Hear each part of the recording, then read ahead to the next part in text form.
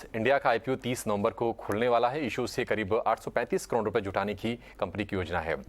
इसका price band 548 से 577 रुपए के बीच रखा गया और आईपीओ और आगे के आउटलुक पर विस्तार से बातचीत करने के लिए कंपनी का मैनेजमेंट हमारे साथ है। कंपनी की सीएमडी गुरदीप सोनी। गुरदीप जी, बहुत शुक्रिया आपका समय देने के लिए। स्वागत है आपका 18 आवर्स स्वदेश पर। सर, एक चीज जो सबके मन में होगा वो ये है कि जो इस आईपीओ के थ्रू आप जो पैसे जुटा रही है कंपनी, वो पूरी की पूरी तरह से शेयरधारकों के पास चली जाएगी। तो क्या मान के चलें कि विस्तार को लेकर कंपनी को फिलहाल अभी पूंजी की जरूरत नहीं है? जी हाँ, जो कंपनी के फाइनेंशियल्स हैं वो बहुत ही स्ट्रांग हैं। इनफैक्ट जो पिछले साल का हमारा सेल है दैट्स 1227 करोड़ और हमारा जो अबिटा था वाज 271 करोड़ विच वाज 22%। और जो हमारा प्रॉफिट आफ्टर टैक्सेस था वो 168 करोड़ है एंड इट्स अबाउट 14%।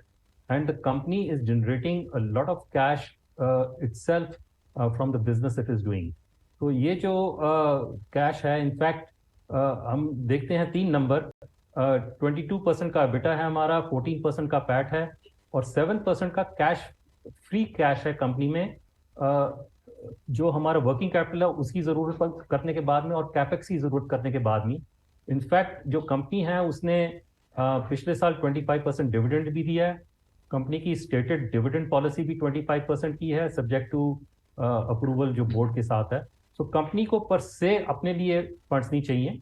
हमारी कंपनी में एक प्राइवेट इक्विटी इन्वेस्टर हैं और कुछ शेयर होल्डर्स अमेरिका से हैं जी, जो अब निकलना चाह रहे गुरदीप हैं। जी। और जी सर, एक चीज और आपसे समझना चाहेंगे वो ये है कि देखिए, आपका जो क्लाइंटेल है वो तो अच्छा है, लेकिन एक उसमें चीज प्रॉब्लम वाली लग रही है कि कुछ सेलेक्टिव ग्राहकों पर वो केंद्रित है, उस पर फोकस्ड है।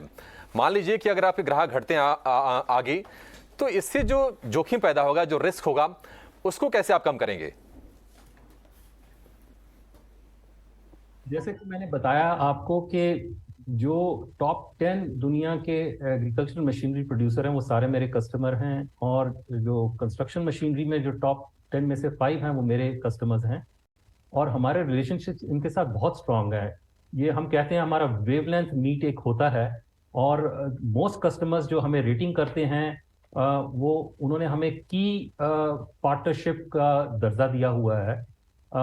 हमारे रिलेशनशिप्स इन कस्टमर्स के साथ 20 साल से भी ऊपर के हैं और अभी तक कोई भी ऐसा कस्टमर नहीं है जो हमारे से गया है। इनफैक्ट जो चाइना प्लस वन पॉलिसी है और जो ये इंफ्रास्ट्रक्चर बिल की जो पॉलिसी है, इसकी वजह से हमारी तरफ और ज़्यादा बिजनेस आ रहा है अदर देन जो नॉर्मल ग्रोथ के हिसाब से आना चाहिए, और इसके हम बहुत बड़े बेनिफिशियरी हैं इस स्टेज में।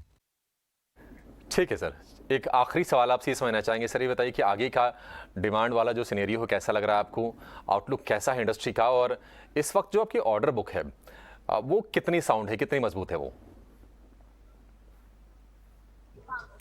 तो जो ईडीआई प्रोजेक्शंस जो हमें 12 से 18 महीने के दिए जाते हैं, उस हिसाब से जो और जो कमेंट्री हमारे सबसे बड़े कस्टमर्स बोथ एग्रीकल्चर और कंस्ट्रक्शन मशीनरी वाले बोल रहे हैं, वो देख रहे हैं कि 13 से 15% का ग्रोथ अगले साल में वो देख रहे हैं।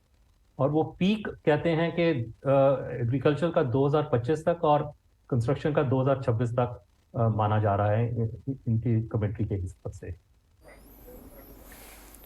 ठीक है गुरदीप जी, बहुत शुक्रिया आज हमें समय देने के लिए और आईपीओ से पहले हमसे बातचीत करने के लिए। बहुत शुभकामनाएं भी आपको।